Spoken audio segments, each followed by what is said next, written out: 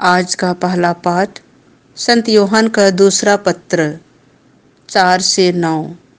जो शिक्षा की सीमा के अंदर रहता है उसे पिता और पुत्र दोनों प्राप्त हैं।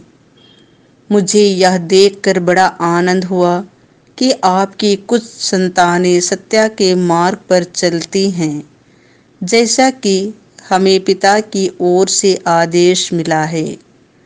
अब भद्रे, मेरा आपसे एक निवेदन है। मैं आपको कोई नया आदेश नहीं बल्कि वही आदेश दे रहा हूँ जो हमें प्रारंभ से ही प्राप्त है। हम एक दूसरे को प्यार करें, और प्यार का अर्थ यह है कि हम उसकी आज्ञाओं के मार्ग पर चलते रहें। जो आदेश आपको प्रारंभ से प्राप्त है वह यह कि आपको प्रेम के मार्ग पर चलना चाहिए।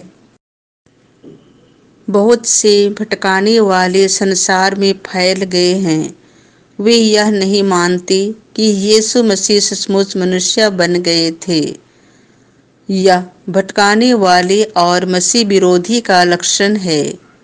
आप लोग सावधान रहें, जिससे आप अपने परिश्रम का फल न खो बैठें बल्कि अपना पूरा पुरस्कार प्राप्त करें।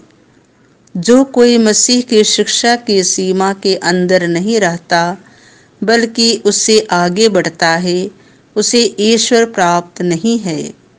जो शिक्षा की सीमा के अंदर रहता है उसे पिता और पुत्र दोनों प्राप्त हैं। संत लूकास के अनुसार पवित्र सुसमाचार अध्याय 17 पद संख्या 26 से 37। उस दिन मानव पुत्र प्रकट हो जाएगा।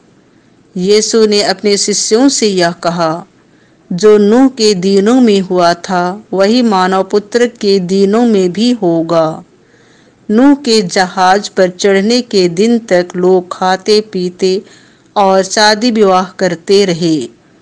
तब जल प्रलय आया और उसने सबको नष्ट कर दिया।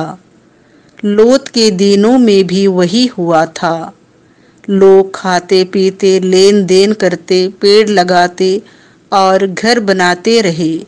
परंतु जिस दिन लोत ने सोदोम को छोड़ दिया, ईश्वर ने आकाश से आग और गंधक बरसाई और सबके सब नष्ट हो गए। मानव पुत्र के प्रकट होने के दिन वैसा ही होगा।